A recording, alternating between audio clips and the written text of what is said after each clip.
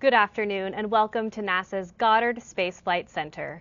We are live today with NASA experts who are excited to share the latest images we have of the interstellar comet 3I Atlas. 3I means third interstellar, and Atlas refers to the NASA-funded Atlas Survey Telescope, which made the discovery. We are joined today by Amit Kshatriya, NASA's Associate Administrator, Nikki Fox, Associate Administrator for NASA's Science Mission Directorate, Sean Domagal-Goldman, Director for the Astrophysics Division, and Tom Statler, Lead Scientist for Solar System Small Bodies in the Planetary Science Division. We'll be taking questions from the media on the phone bridge and through social media, but before we get started, let's learn more about this fascinating comet and share some images. Amit, kick us off. Hi everyone. America leads the way in space exploration. As Courtney noted, a NASA-funded telescope, the Atlas Survey Telescope in Chile, first reported observations of the comet on July 1st, 2025 to the Minor Planet Center.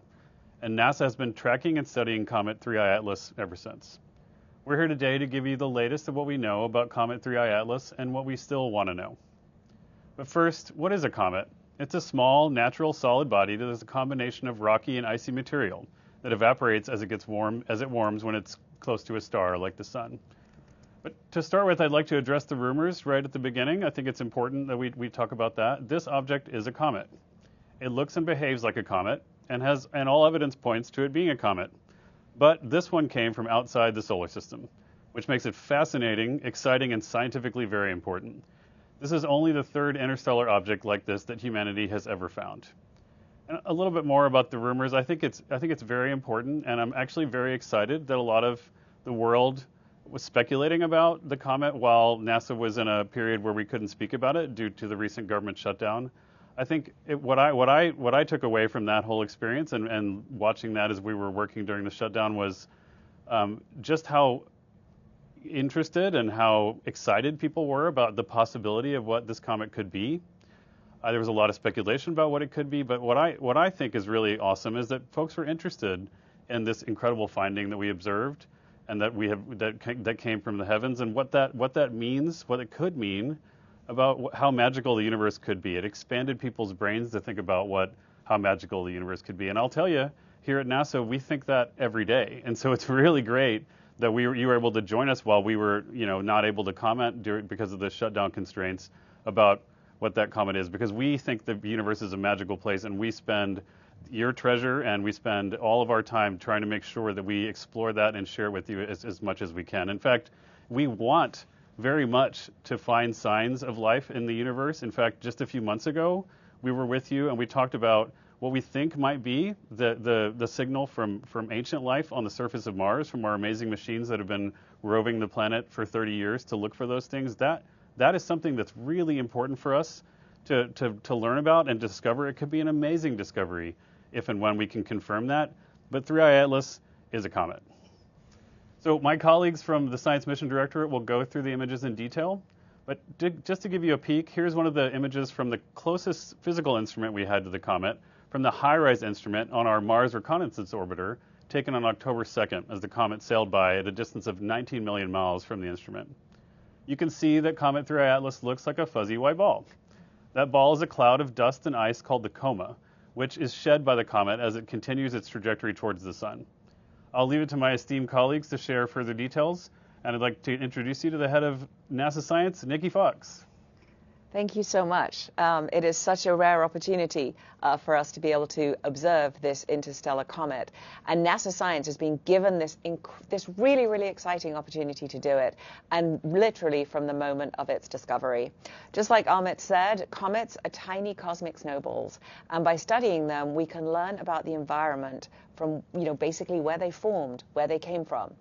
This one came from a different environment from our own, and so we're already starting to see some really interesting differences to comets from our own solar system.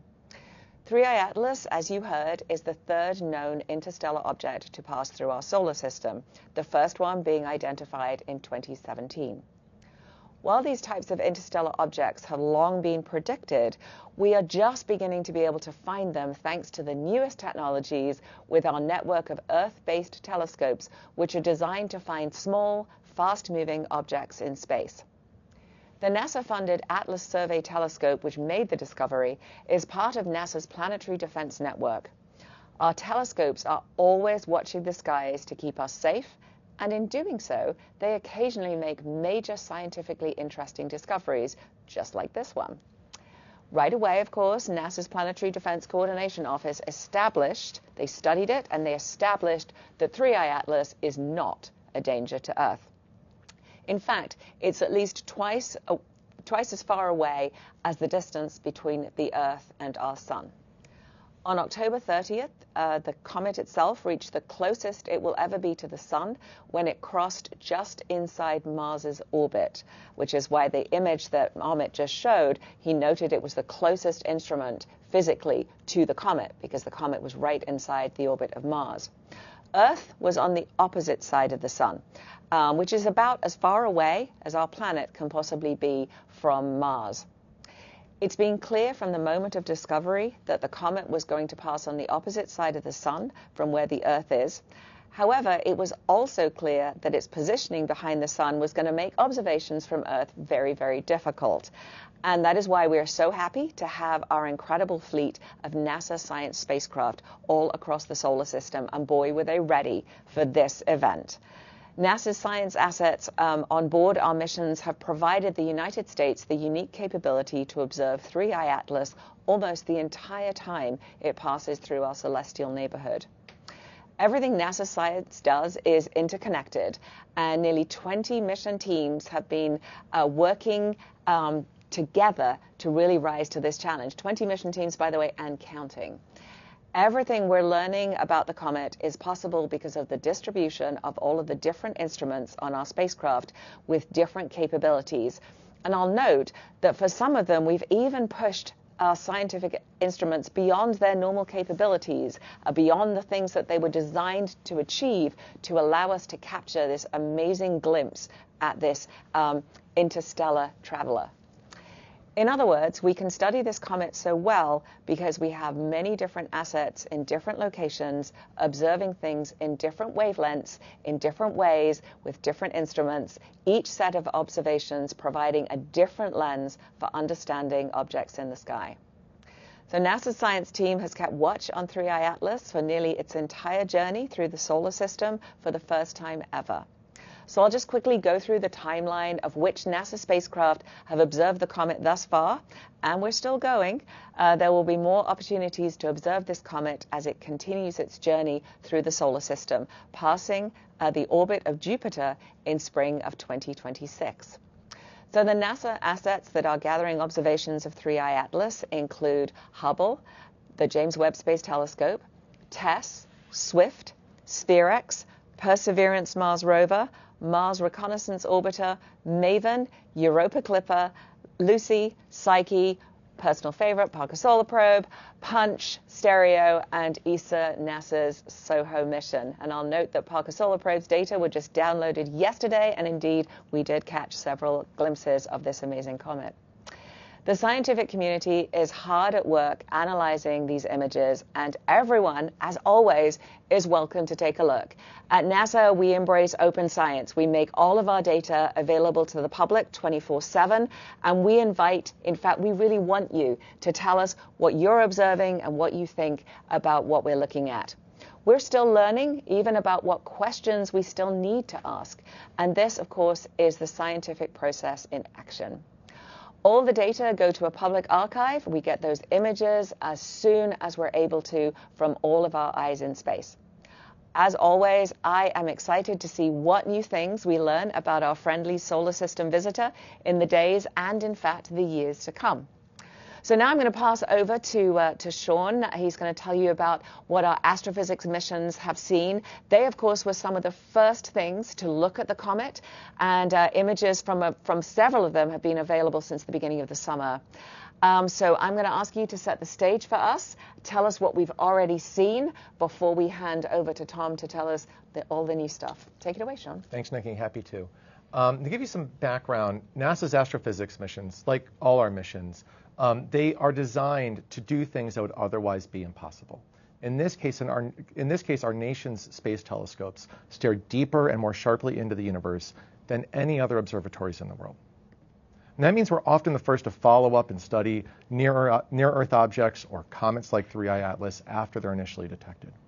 That same powerful gaze that lets these telescopes see distant galaxies, those little red dots you might hear about, they also allow us to observe details about objects like 3I Atlas a little bit sooner. And the earlier we learn about these objects, the earlier we can share this information with the world, including the science community and our partners across the planet that often have ground-based assets or other space-based assets, so that they can conduct additional observations with their telescopes. In this case, our astrophysics missions came together to take advantage of this rare opportunity to study this comet that came to us from outside the solar system. From our flagship space telescopes to smaller missions like TESS and SWIFT, they all have, as Nikki said, different complementary capabilities. They don't just do things that would otherwise be impossible. They do things that even our other great telescopes can't do. So every time we add to the fleet, we add additional capabilities that expand the realm of the possible. In this case, it let us refine the orbit of this structure early on, determine what its structure is and what its composition is, what it is made of. It's a beautiful illustration of why we have not just one space telescope, but a fleet of them, because every one member of that fleet specializes in a different kind of information, contributing a different piece of the puzzle to the total understanding we have from the fleet as a whole. So for example, Old Reliable, NASA's Hubble Space Telescope, celebrated its 35th birthday earlier this year. And not too long after that, in July, it looked at 3I Atlas, not long after we discovered it from the ground. At this point, 3I Atlas was about 277 million miles from Earth.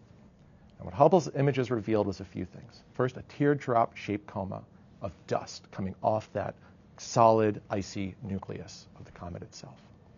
From these data, astronomers were able to more accurately narrow a few things. Importantly, the size of the nucleus. We now know it's between, at that point actually, we knew it was between 1,400 feet in diameter up to as large as 3.5 miles in diameter. And Hubble also saw that the comet was losing dust, and not just losing it, but losing it at a rate consistent with other previous sun-bound comets that originated from within our solar system, consistent with the physics that we figured out from watching those objects. Now, the last thing Hubble did is it gave us a better understanding of the orbit of this object. Tell us not just where it was, but where it was heading, so we could point other observatories at it, such as the James Webb Space Telescope. We added this to our fleet early in this decade. We didn't have it when the last two interstellar comets came around. And what James Webb did, and its companion SPHERE-X, which we only launched at the beginning of this year, is it added infrared observations. The power of infrared observations is these are colors we can't see. They're redder than what our eyes can detect. And infrared light is particularly good at helping us understand the composition of objects. We can see little molecular fingerprints from the things that the objects are made of. So with these infrared observations, with James Webb and SPHERE-X, we detected an abundance of carbon dioxide gas in the comet's coma and in the bright cloud of gas and dust surrounding that comet as it approaches the sun. Those molecular fingerprints I mentioned, those are the little like science wiggles you might see in the top right of these images. We now know from seeing those science wiggles, those fingerprints of those molecules, that the comet has a nucleus rich in carbon dioxide as well as the presence of water ice. Now, the ratio, like we can not just say that these things are there, we can also say, what's the ratio of carbon dioxide to water? And we now know that. We know it's larger than what we usually see in solar system objects. But there's a lot of natural explanations for that. For one, the carbon dioxide is going to kind of bake off that comet earlier on when it's far away. But there's other well-understood processes that could also explain it. I'll just to put this in context. Every time we look beyond our solar system and we look at the ratios of carbon dioxide to water, we see, whether it's a star or a planet, different ratios than we see in the solar system, and that's true for this comet as well. So it could mean, and this is the last theory of why those ratios could be different, that these ices could have been exposed to higher levels of radiation than comets in our own system. Or, as I said before, it could be that the comet just formed from a region where carbon dioxide ice was particularly abundant and different from our solar system. Other missions like our SWIFT spacecraft, which studies X-rays and gamma rays, have also observed the comet. Teams even looked back through data from our TESS mission, which was designed to look at exoplanets, and found observations of the comet as early as May. That information is helping us understand the comet's history before it got closer and when those other observatories pointed at it once we knew where it was. Now that the comet is near, relatively speaking, our planetary and heliophysics missions have joined in to tell us more. And now I'm going to turn it over to my colleague Tom Statler to talk about some of those new images. All right, thanks very much, Sean. Before we get started, I just want to remind everybody of where we are, who is where in this play. As you saw in the animations while Nikki was speaking, the sun, of course, is at the center of our solar system.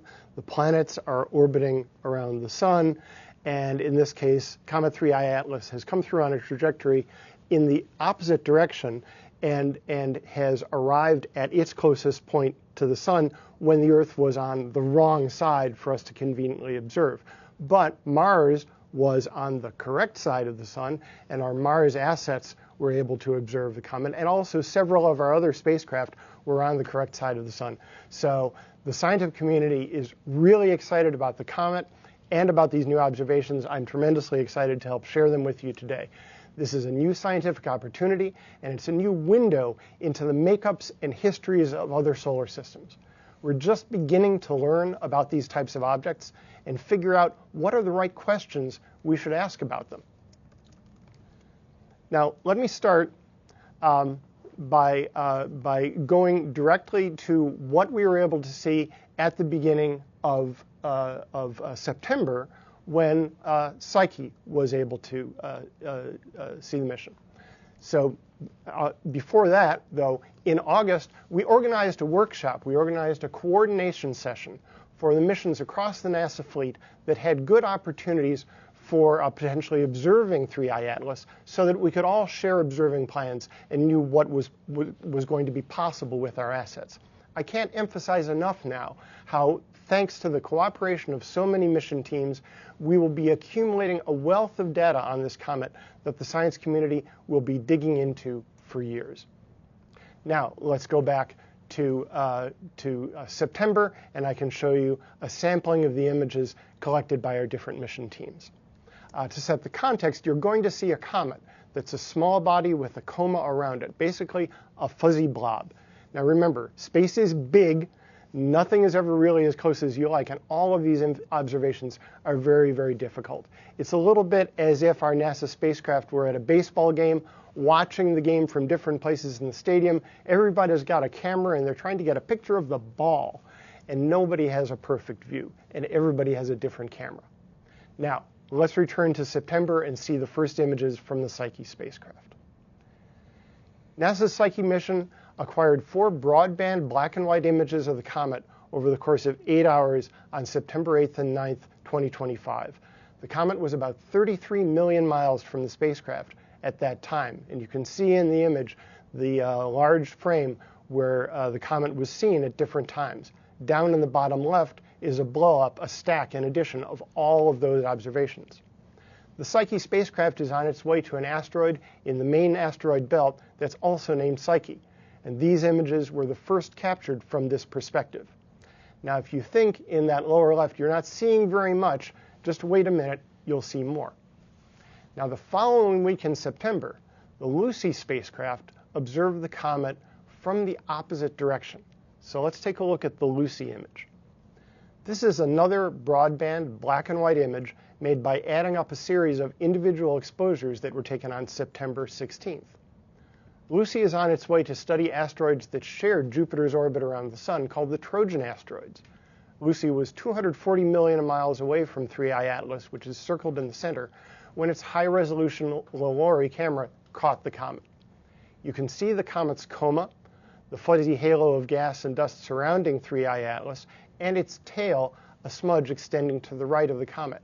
If you were the Lucy spacecraft looking at the comet from this angle, the sun would be a little bit over your left shoulder, and so the comet tail is pointing away from the sun, as we've seen many times before in solar system comets. For scale, this image spans about 1/3 the width of the full moon as you'd see it on the sky. Of course, at the distance of the comet, that's a much, much larger region of space than the moon. Now, this looks a little different from the Psyche image. Part of that is because the cameras are different, and part is because of the ways the Psyche and the Lucy teams decided to show their images. But also, it's because we're seeing the comet from different directions. seeing a comet's coma in different lighting geometries with the sun coming from different directions is one of the key ways to learn about the physical properties of the dust that's been launched off its surface. And I want to emphasize that you do not get these views unless you have spacecraft farther from the sun than the comet is, so that you can see it backlit. We could not get this view from the vantage point of the Earth. So combining the data from Lucy, Psyche, and Earth-based telescopes, scientists are hoping to better understand both the three-dimensional structure of the comet and the nature of the dust. It's a rare opportunity to compare ancient dust from a distant solar system to that from our own. Now let's go to the next picture from the MAVEN spacecraft at Mars. At the beginning of October, 3I Atlas passed within 20 million miles of Mars, which gave our Mars spacecraft an opportunity for a close-up. And earlier you saw the image that Ahmed shared from our Mars Reconnaissance Orbiter. MAVEN is another Mars orbiter that has been studying the Martian atmosphere since 2014. Now, this picture is not a direct picture of the comet itself. It's a spectrum. You're seeing the science wiggles that Sean was just talking about. This is some of those science wiggles where the instrument, the spectrograph, the ultraviolet spectrograph on MAVEN, has looked at the comet and also split up the ultraviolet light according to color. So you're seeing three different bands in this image. On the right, you're seeing emission from hydrogen gas in the atmosphere of Mars.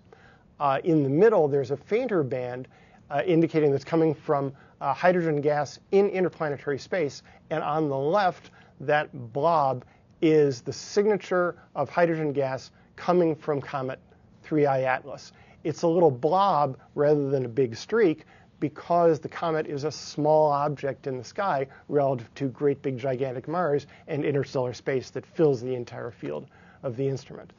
That definitely tells us, first of all, that the comet is there. If there were no comet, there would be no little blob on the left side of the image.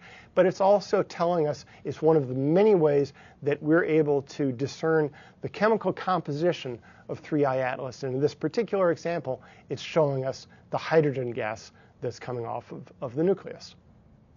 Now, MAVEN's observations, combined with the earlier observations by Swift and Webb that Sean spoke about, will help determine the water production rate, how much water vapor is released from the comet when the comet is warmed by the sun, which provides insight into the formation of the comet and its journey through our galaxy. Now, the European Space Agency and NASA's Solar and Heliospheric Observatory, or SOHO, also successfully imaged 3I Atlas from October 15th to 16th after it had passed Mars. And SOHO spotted the comet crossing its field of view from approximately 222 million miles away, or more than twice the distance of Earth from the Sun. Comet 3I Atlas was expected to be too faint for SOHO to see, but this result was made using detailed image processing and overlaying, or we call it stacking, subsequent telescope images. And this image highlights the value of spacecraft and instruments designed to look directly toward the sun, as Nikki was saying before, not only to study the sun, but also to have the ability to see other objects crossing, in this case, behind the sun from the telescope's point of view. You'll be able to see the rest of the images on our 3I Atlas website, go.nasa.gov/3i-atlas. And there will be more to come. Not all of the data have been downlinked yet through NASA's Deep Space Network, and there are more observations still in work. And also, it's a long way from where we are today, seeing the initial images, to then making sure that they are accurately calibrated and processed to do science with, and then doing the analysis, combining the data sets, understanding them, and finally producing the scientific understanding, the knowledge of what this all means, which will be published in peer-reviewed scientific journals. The answers will come later on.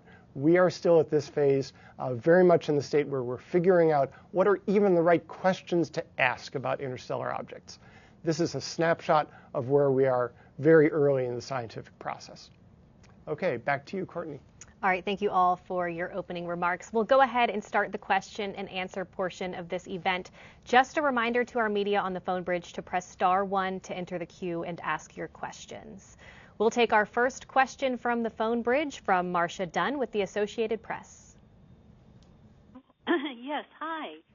Based on your latest observations, what more can you tell us about the potential shape of the comet? Can you fine-tune any more on how big or small it might be, origin, all that sort of thing? Thank you. Thanks for that question. There's a lot of territory to cover there, so let's see what I can do. The size of the nucleus still has yet to be pinned down. The best data are still from the Hubble observations that Sean was talking about. So we're still right now in that range of somewhere in the vicinity of a couple of thousand feet to a couple of miles diameter, but we'll get better on that one. The shape of the nucleus is also difficult to pin down because generally we're not resolving it in our observations. It's obscured by the dust, and especially it's obscured by the reflected sunlight off of the dust in the inner part of the coma. But what observers from the ground have been able to do is observe the brightness of the center of the comet over time to see if there's a modulation of that brightness that would be an indication of rotation. And it's very difficult to discern. So what it's looking like so far is that there's not a big, the shape of the nucleus is not very far from being round. It's not, doesn't seem to be a big, or at least we're not seeing signatures of a very elongated object yet. There's a lot still to come there. I think you were also talking about origin. It would be great, it would be fabulous if we could trace back the incoming trajectory into the solar system and trace that back and figure out where it came from. But things are not quite so simple. Our galaxy, as Sean knows, is a big and complicated place. And the sun and all the other stars in our galaxy are in orbit around the center of the galaxy. And so 3I Atlas has been in interstellar space for a very long time. There is circumstantial evidence, given how fast it has come in to our solar system, that it came from some very old population, some solar system around a very old star. Quite possibly, we can't say this for sure, but the likelihood is it came from a solar system older than our own solar system itself, which gives me goosebumps to think about, frankly, because that means that 3I Atlas is not just a window into another solar system, it's a window into the deep past, and so deep in the past that it predates even the formation of our Earth and our Sun. All right, we'll take our next question from the phone bridge from Bill Harwood with CBS.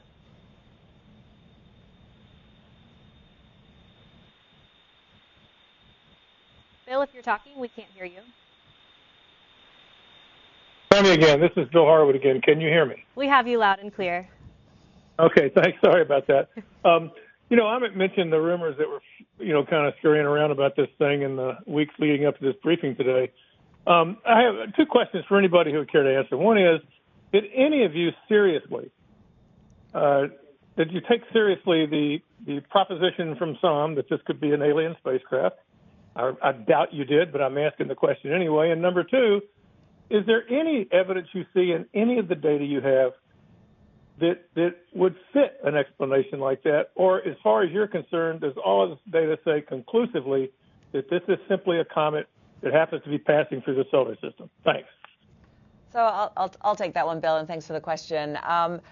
We love all of the different science and all of the different kind of hypotheses into what these things can be. When you start seeing something, you just got a point. It's natural to wonder what it is. And we actually love, as Amit said, we love that the world wondered along with us. And that's such a cool thing. We certainly were able, because of the measurements that Sean described from the astrophysics telescopes that immediately turned on this object once we'd found it. And even, I was interested, I just learned that we'd actually gone back and actually seen it before we even found it. So that was super cool. I just heard that from Sean. But, we were very quickly able to look for sort of, the easiest thing to do, I'll put it in a different way, is if you understand comets pretty well and you understand asteroids pretty well, you kind of know the signatures that you're looking for, and so you can sort of look for those quickly and tick them off and say, yep, it really does behave like a comet. The interesting thing that, Tom, I know if I throw this to him in a second, he's going to geek out about it. But the really cool thing about this is the differences, because it comes from somewhere else. And that's why we're so excited about it. It's only the third time that we've been able to identify and track something coming from outside our own solar system. We've long predicted these things occur, and now, of course, we know better how to look for them, and we now have this amazing ATLAS array. We're expecting we'll find a lot more of them, but it was quick. We were quick to be able to say, yep, it definitely behaves like a comet. We certainly haven't seen any technosignatures or anything from it that would lead us to believe it was anything other than a comet. But the super cool thing is not that it's exactly like all the comets that we see in our solar system. It's the differences that are so tantalizing for us as it gives me goosebumps too. It could be from something that existed before our own solar system. That is so cool. It's from something that predates even our own star. Yep, it's going to look different because it didn't come from our solar system, and that's what makes it so magical. You want to geek out a little bit, Tom? You were geeking out so expertly, Nikki, to begin with. So that was fabulous. But that's exactly right. I mean, things from other places, we naturally expect them to be different from our own homegrown variety. And I like to imagine if you're fortunate enough to have grown up in Hawaii and you only drank Kona coffee, you love your Kona coffee, and then somebody says to you, well, gee, have you tried Sumatran? You're going to say, well, do you expect it to be different? And they'll say, why don't you try this? And you try it and you say, wow, that's really different. And you realize, well, I expected this to be different because it was from someplace else. It was a different environment in Sumatra. Now, does that one sip of coffee tell you everything about the weather in Sumatra and the soil and the people who harvest the coffee? Bless them. Of course not, but it's different, and yet it's still coffee. And that's what we have in this case. We have a cometary body. It behaves, it resembles the homegrown comets that we have in our solar system, and yet it's excitingly different in particular ways. It does the same thing comets do. It evaporates carbon dioxide gas. It evaporates water. But it's evaporating more carbon dioxide compared to water. So that's a very interesting thing. Comets evaporate dust, and the dust is broken down. The minerals are broken down by the ultraviolet light of the sun. And comets, we know comets put out nickel, they put out iron. That's what comets do. This particular one is putting out more nickel than iron. That's really interesting, really remarkable, and something to be studied in the future. So we're always interested in new ideas. We're always interested in new suggestions, and all ideas are good when they're born. But those that stand the test of time, those that stand up to testing, those that are supported by the evidence, are the ones that survive. All right, we'll take our next question on the phone bridge, and that one comes from Matthew Glasser with ABC. Good afternoon. Thank you for doing this. Tom mentioned that the answers will come in time. I'm curious about what are some of the hopes that we might discover from this comet. What might it tell us about our planet, about our solar system, about the universe? Are there key things you're looking for as you start to analyze this data, and are you excited about anything in particular when it comes to better understanding how things are working out there? Sure, I can take that. Every new object we discover is a new piece in the puzzle. What we're trying to do always is to understand the universe. That's part of the NASA mission, is to understand the solar system, understand the universe, understand the origin of planets, the origin of life. And that is a huge question, and we get little bits, little clues to parts of that puzzle, and we start trying to put that puzzle together. We have gained tremendous amount of information from hundreds of years of astronomical observation and from decades of in situ spacecraft observation has revealed our planets as actual places, not just points in the sky that you could barely see with your own eyes. We've learned about comets and asteroids, and we're beginning to put together a picture of how all of those planet-forming minerals and planet-forming ices came together to form our planets, and how our solar system changed over time. Just one example, we get a fascinating clue from the objects like Pluto that we've been discovering since the 1990s, the trans-Neptunian objects. The way they are distributed through space in the outer solar system show us clues to how the orbits of the major planets may have changed over time in the early solar system. A fascinating thing, and questions that we would never have thought to ask before we knew about these trans-Neptunian objects. Now, interstellar objects, like I said before, are new windows, and it's windows that we've never even looked out of before. So what we're going to find is way too early to predict, but I think we're getting a hint of the breadth, the wide spectrum of conditions that existed in different parts of the galaxy, in different solar systems, where the compositions, the elemental abundances, the mineral abundances may have been very, very different. It would be a different picture if we were seeing the first 3 interstellar objects and we'd say, gee, those look exactly like our homegrown comets.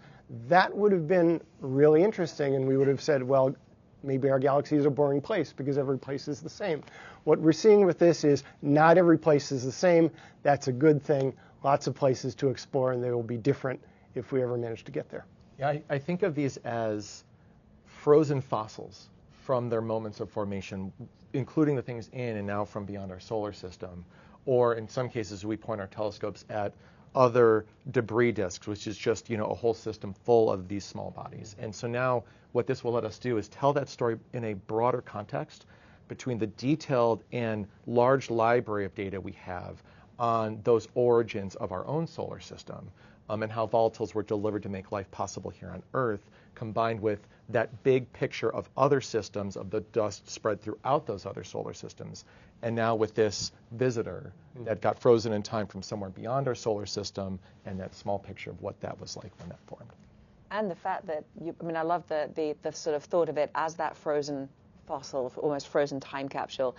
We're kind of privileged. It's come into our solar system, our sun. We know, we think it hasn't seen a star for a long time. So it's actually warming up and giving us more information. It isn't just about a frozen object coming through and us sort of saying, oh, look, there's a frozen object moving through. But as it's almost waking up and showing us its composition, and that's allowing us to be able to do this great science. If it had just remained frozen all the time, we wouldn't know much about it. But it is the sort of its rendezvous with our star that is allowing us to really do this amazing science. And that to me it makes me feel almost privileged to actually be able to unlock the secrets as this cometary object is coming around and rendezvousing and interacting with our solar system. All right, let's head over to social media. Nina on X asks, will it hit any planets in our solar system?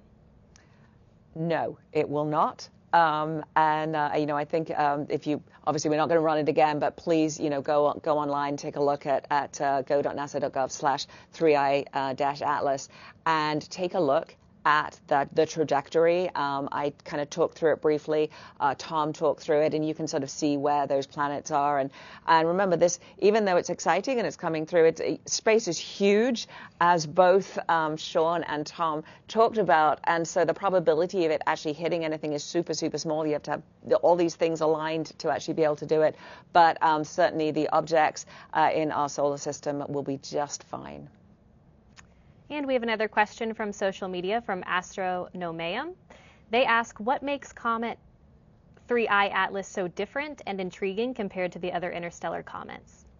Tom, you want to take that? The other interstellar objects. We say interstellar objects because not all of them were comets. So the first one was discovered in 2017. That was 1I Oumuamua that behaved very much like an asteroid. Again, a little bit like 3I Atlas, a very interesting asteroid, in some ways different from the asteroids we're accustomed to seeing in our solar system. For one thing, it was seemed to be very, very elongated, and while it was inactive, it seemed to be an inert, mostly rocky object. It did show indirect indications that it was evaporating gases in some way. It wasn't around long enough for us to get really, really comprehensive long-duration observations and understand exactly what it was doing. It was the very first one. We saw it for a short time when it was on its way out, in fact, and so we didn't get a great view of that. The second object, 2I Borisov, discovered in 2019, behaved, it was a comet. It was definitely a comet. It behaved in a lot of ways like our homegrown solar system comets, in many ways like 3I Atlas. Its properties were more in line with what we're used to seeing, and the comet observers regarded it as very much akin to our solar system comets, although in some ways a little bit at the edge of what we're used to seeing. 3I Atlas is in a lot of ways like 2I Borisov, but a bit more out there in terms of things like the carbon dioxide to water ratio. All right, Svetlana on LinkedIn asks, will the observational data from this campaign be available for open analysis? Absolutely. Every piece of NASA data, we are delighted to share. We've had open data policy at NASA for a long time. We make a big effort not just to release the data, but also to make sure it's usable, so you can get the tools and things to actually analyze the data as well. And we invite everybody to look at this comet with us. If you're able to take your own images through like citizen science programs, we love that too. We love everybody to be sharing in the joy of NASA science as we take every opportunity to take advantage of these incredible visitors to our solar system. And that citizen science campaign, that includes work that citizens help us do to identify small bodies in our solar system. And so if you really want to get engaged beyond just looking at the data, you can help us generate new data and find other objects for us to study. Yep, the big one, our solar, our SOHO, big comet finder, big comet tracker. So many of those comets discovered by our citizen scientists. So keep those observations coming. All right, we'll head back over to the phone bridge. Our next question comes from Ken Chang with the New York Times. Hi, thank you. This is for Tom and Nikki. One, of the measurements made so far, what is uniquely different about this comet, other than the trajectory, of course? And two, since perihelion, it looks like there are multiple jets. I was wondering if you could talk about that and the speculation that it might have exploded. Thank you. Go ahead. Yeah, thanks, Ken. So some of the differences I already mentioned is the ratio, the carbon dioxide to water ratio, the nickel to iron ratio. Also, there were ground-based observations noting that the polarization of the light reflected off the dust was also unusual, so that's telling us some interesting things about the dust. There are other indications that the physical properties of this dust, maybe the grain size distribution, might be different from the sorts of things that we're used to. The appearance of a sunward tail early on in the trajectory was part of that, an indication that the dust was being pushed off the comet on the sunward side, and then it took a while for the solar radiation pressure to push it back the other way. That's been seen before in other comets, but not very often. I'm sorry, Ken, what was the second part of the question? Did it? Perihelion. Yeah. The jets, right. So seeing more activity in the inner coma around the nucleus right around the time of perihelion, when it's being warmed most intensely, is something that happens frequently. That's something the comet observers are going to be very, very excited about. It does take some time to figure out, because it takes time for the actual event that happens on the surface to propagate out to a distance where you can see it with a telescope, but people are going to be mapping what jets there are. It doesn't necessarily mean there was an explosion. Jets can also just mean there are particularly active areas on the surface of the comet where more volatile stuff is evaporating in that one spot than elsewhere and jetting out. We saw this a decade ago with the ESA Rosetta mission at Comet 67P. It got up close and personal with the nucleus and saw frequently that there were jets coming out from specific places on the nucleus of the comet. So that could very well be what's going on here. Can't tell for sure, but that's the sort of thing we've seen before. The other thing I just want to say that we're expecting to see as more stuff gets thrown off this comet in these jets is at those warmer temperatures, additional things can bake off of it, additional gases can bake off, and so we do expect the composition of the comet to potentially change, or those jets to change over time. And looking at the details of what other molecules we detect beyond the carbon dioxide and water we mentioned is also going to be interesting, especially for that sort of like, what was this the area in this, what was this stuff made of in the area it was made, like long time ago. Right. Our next question is from David Chandler with Sky and Telescope. Yes, a couple of things. Have you any of these observations showing you anything about any non-gravitational accelerations at this point? And also, can you say a little bit about coming attractions? What observations are in the pipeline that have been made but not released yet? I think the MRO high-rise observations, has that been released yet? And what else is there that's either in the can and waiting to come out, or observations that will be made over the coming weeks as the object comes closer to Earth? Mm-hmm. I can answer some of that about the non-gravitational accelerations. This is something that we look very closely at for every comet, because that's always something that happens. And just to back up to explain what the question is that as comets evaporate, they are blowing off gas, they are blowing off dust, and every time something gets pushed off the comet, that acts like a little rocket engine at that moment and pushes in the other direction. And so it's very, very common to see comets have subtle changes in their orbits as a result of these little rocket forces, just called non-gravitational accelerations. So this is being monitored very closely. I spoke to our orbit determination team at the Jet Propulsion Laboratory earlier this week, and what they said is that this is being monitored. There are some changes to the orbit, but the uncertainties are still fairly large. It's difficult because we can't see the nucleus directly. It's difficult to get a very, very precise track on exactly where it's going. But so far, the non-gravitational accelerations have been very much on par with the sort that we see in solar system comets.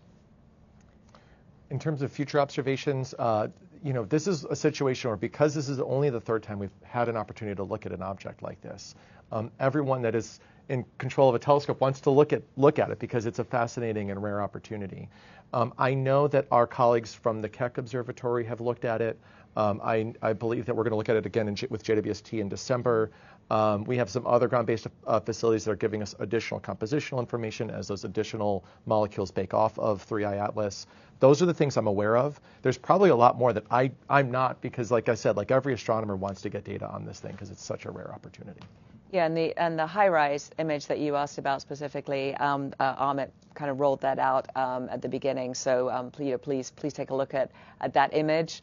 I think Sean is not bragging a lot on what these astrophysics telescope. I don't know why, but because we are able to look at it in infrared with the James Webb Space Telescope, that will be the last time we can see the comet. So as it is exiting the solar system and getting further and further away, the James Webb Space Telescope will actually be able to track it longer than anyone else, partly because of its ability to kind of look long and deep rather than sort of across and wide, and the fact that it looks in the ultraviolet, in the infrared, so it can kind of see the dark objects. And so I'm really excited about just sort of, tracking it to the very end.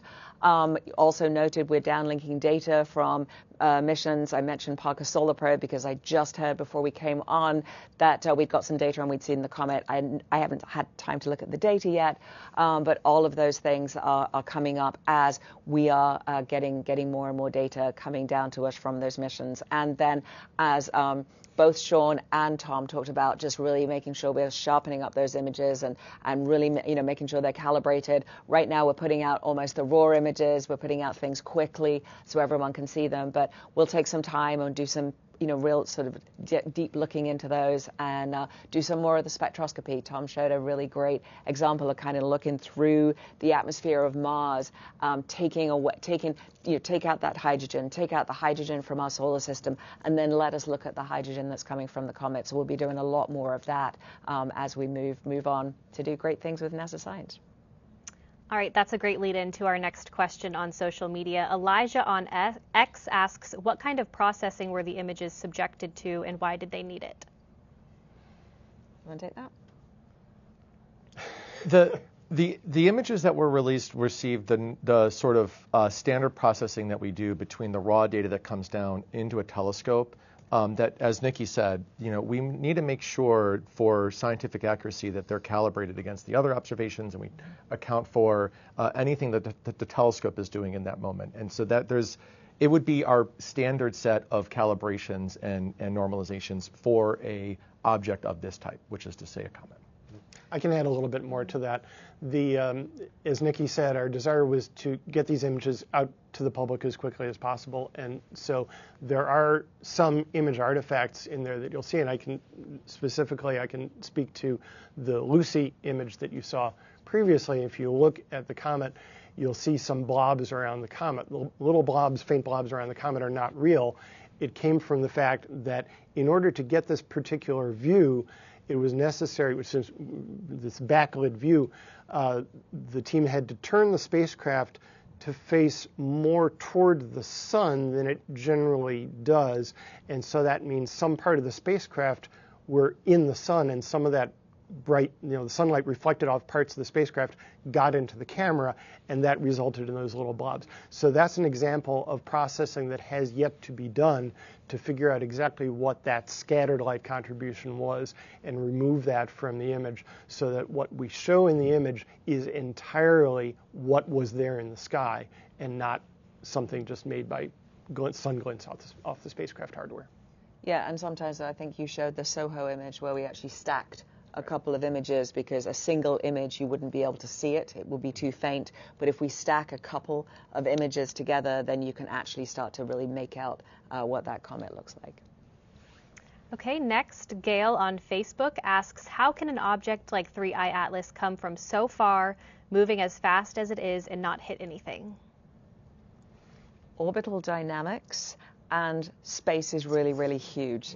And so, it is amazing to think about just how big even our solar system. And so to give you the Voyager spacecraft, Voyager 1, is now one light day away from Earth, which means when we send a command or we send a photon from Earth, it takes a full day for that photon to arrive at Voyager. And Voyager is only just outside kind of what we think of as the edge of our solar system.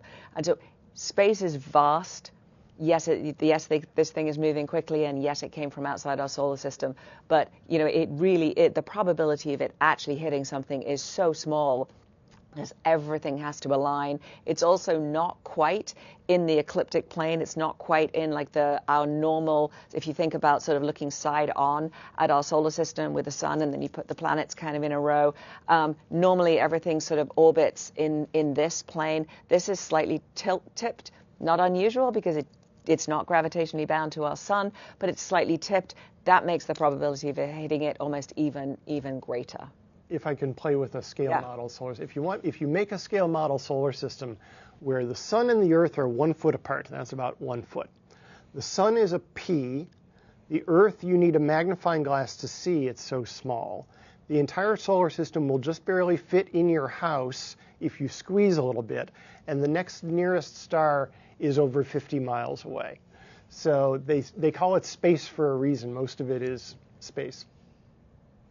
Okay, we'll head back to our phone bridge. Our next question is from Brandon Spector with Live Science.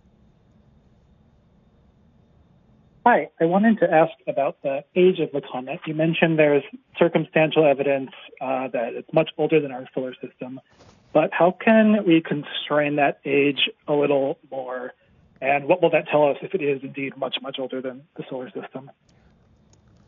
I can start that, but I'm going to pass it to Sean to talk about ages in the galaxy. Okay. So cutting to the end, the bottom line is going to be, it's probably going to be really hard to get a more precise figure from one object. I think what we're looking at in the future, as we discover more of these, when we get to the point where we have maybe a few dozen of them and look at the distribution and properties, we may be able to get a better handle on what the distribution of ages is. So what's going on here is that it takes the sun 240 million years to orbit around the center of the galaxy, and we're doing that with a neighborhood of stars. So we're all going around the center of the galaxy. The relative motions between stars in our solar neighborhood is sort of 10-ish, 15, and sorry, I have all these numbers in my head in metric because that's the way I learned them, but 10 or 15-ish kilometers per second. So what is that? That's about 25,000 miles an hour, I think. And 3I Atlas is coming through at a speed of 60-something kilometers per second. So that's 3 times faster than the average of our local neighborhood stars, which is telling us that it's coming from a different population from what we have generally around us. Now, Sean will be able to clarify the age dispersion relation in our galaxy, which tells us, which has been discovered over the last century studying stars in the galaxy, that the relative speeds of stars is an indicator of age. Stars that formed older in our galaxy over time increased their random motions for reasons that Sean will explain. And so that's the circumstantial evidence that makes us think that 3I Atlas came from a solar system that had larger motions relative to our solar neighborhood and is older. But it is a circumstantial and probabilistic argument. So I'm just going to take this opportunity to brag about our telescopes and the James Webb Space Telescope in particular. Go for it. This blows my mind. We have data from galaxies closer to the origin of the universe than we have data from rocks closer to the origin of Earth, right? In other words, like if you pick up the oldest rock that we have from Earth, it is further away from the origin of Earth in terms of hundreds of millions of years than the amount of time there was between the origin of the universe and the earliest galaxies that JWST has now observed. And that's part of this story of how well we understand not just the history of our home planet, but the history of the entire universe that it's a part of. And now this is just another part of that story of the local neighborhood that our solar system is a part of. All right, our last question for today comes from X and asks if we can see grains of sand on Mars. How is the clearest photo we can see for 3I Atlas, what we've seen? So because we're closer to the grains of sands on Mars, right? And so the JWST can only get like these single pixel blobs of the faintest galaxies, the furthest away galaxies in our universe. And because 3I Atlas is in our solar system, we can get the images and the compositional information with JWST. As it got closer to some of the planetary spacecraft Tom was talking about, they can't even see these galaxies, but because 3I Atlas was closer to them than they were to JW, they got really good images of the object as it passed by. Right, as you said, we can image individual grains on Mars because we have spacecraft standing on Mars. Right. But even our closest spacecraft to 3I Atlas, we're still 19 million miles away. And it's going too fast for us to send something there to intercept and get that close to it. So that's just not that we just don't have the. If we could. We would, we would be there up close and getting those grains. All right, well, that's all the time we have for today. Thank you so much for joining us. Be sure to follow along with NASA as we continue to observe 3I Atlas. Find new images, detailed information, and resources by visiting go.nasa.gov/3I-Atlas and by following NASA Solar System on social media. Thanks for joining.